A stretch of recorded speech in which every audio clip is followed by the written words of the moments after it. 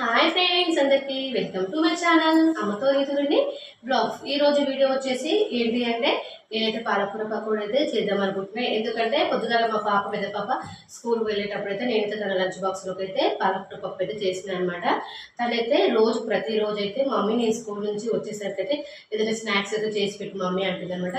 అందుకని చెప్పేసి తను ఎట్లాగో అడుగుతుందని చెప్పేసి పాలకూర పప్పు చేసేటప్పుడే అందులోంచి ఒక కట్ట అంతా పాలకూర తీసి పక్కకైతే పెట్టిన అనమాట. ఎందుకంటే పాలకూర పకోడీ చేద్దామని చెప్పేసి నేనైతే పాలకూర పకోడీకి అయితే ప్రిపేర్ చేస్తున్నాను అనమాట. అన్ని ఇప్పుడైతే తను స్కూల్ నుంచి వచ్చే టైం అయితే అయిపోయింది. తను వచ్చేటప్పుడు పాలకూర పకోడీ అయితే రెడీ చేసి పెట్టారనమాట. ఇప్పుడు నేను చేసేతో పాటు మీరు కూడా చేసుకోవాలని, ఎలా చేసుకోవాలో పాలకూర పకోడీ అనేది ఈజీ ప్రాసెస్లో ఈరోజు ఈ వీడియోలో చూపిస్తాను. ఎలాంటి సోది లేకుండా ఇప్పుడు మన వీడియోలోకి అయితే వెళ్ళిపోదాం. పాలకూర పకోడీ కోసం అయితే నేనైతే ఒక గిన్నె అయితే తీసుకున్నాను.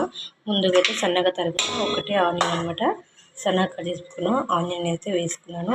ఇప్పుడు ఇందులోకి అయితే నేను సన్నగా కట్ చేసి పెట్టుకున్న పాలకూర ఒక కట్టనైతే తీసుకున్నాను. ఫ్రెష్గా కడిగి ఇందులోకి అయితే వేసుకోవాలి. పాలకూర తినని వాళ్ళు కూడా ఇలా పకోడీ చేసి పెట్టామంటే చాలా ఇష్టంగా తింటారు. అలాగే ఒక కప్పు శనగపిండిని తీసుకోవాలి. మీరు బియ్యం పిండి ఉంటే కూడా యాడ్ చేసుకోవచ్చు. నేనైతే బియ్యం పిండి అయితే వేయట్లేను. అలాగే ఒక స్పూన్ అంతా జీలకర్ర, అలాగే పసుపు, కొద్దిగా వంట సోడా,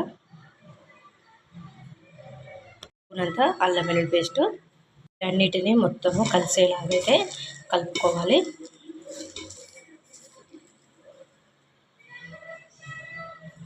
కొద్దిగా వాటర్ వేసుకుంటూ ఒక ముద్దలాగైతే పిండిని అయితే మొత్తము కలుపుకోవాలి. ఇప్పుడు కొద్దిగా వాటర్ అయితే వేసుకుందాం. ఇప్పుడు మొత్తం దీన్ని ఒక ముద్దలాగైతే కలుపుకుందాం. పిండి అయితే ఒక ముద్దలాగైతే కలుపుకున్నాం కదా. ఇప్పుడు మనము స్టవ్ ఆన్ చేసుకొని ఇప్పుడు ఫ్రై పకోడీని అయితే వేసుకుందాం. అయితే ఇప్పుడు సరిపడినంత ఆయిల్ అయితే వేసుకుందాం. గిన్నె అయితే వేడైపోయింది. ఇప్పుడు మనం ఫ్రైకి ఎంత సరిపోతుందో దాన్ని చూసుకొని ఆయిల్ అయితే వేసుకుందాం. ఆయిల్ కూడా వేడైందండి. ఇప్పుడైతే మనము చిన్న ముద్దలుగా చేసుకొని ఇందులో అయితే పకోడీ అయితే వేసుకుందాం. ఇలా మొత్తం అయితే వేసుకున్నాం. పకోడీ అయితే మంచిగా కరకరలాడేలాగైతే పకోడీ అయితే రెడీ అయిపోయింది. చూడండి, ఇలా మనము ఆయిల్లో వేసుకొని ఈ కలర్లోకి వచ్చినాక తీసుకున్నాం అనుకో పకోడీ అయితే చాలా అంటే చాలా టేస్టీగా వస్తుంది. ఇప్పుడు మనం దీన్ని వేరొక బౌల్లోకి అయితే అలాగే ఇక మిగిలిన పిండిని కూడా మొత్తము ఆయిల్లోకి అయితే వేసుకుందాము.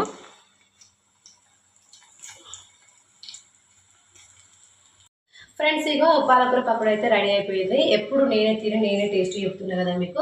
ఈసారి అయితే మా పిల్లలకు తినిపించి ఎలా ఉందో అడుగుదాం, సరేనా? ప్లేట్ తీసుకో, రండి తిను. ఎలా వచ్చింది చెప్పు, మమ్మీ ఎలా చేసింది? బాగుందా? నచ్చిందా? ఓకేనా ఫ్రెండ్స్, మా పిల్లలకు కూడా నచ్చిందంటే మీరు కూడా ఒకసారి అయితే తప్పకుండా అయితే పాలకూర పకోడీ అయితే ఈజీ ప్రాసెస్లో చేసి మీ పిల్లలకైతే పెట్టండి. చాలా చాలా ఇష్టంగా తింటారు. ఓకేనా? నేను కూడా ఒకసారి తిని చూస్తా ఎలా వచ్చిందో.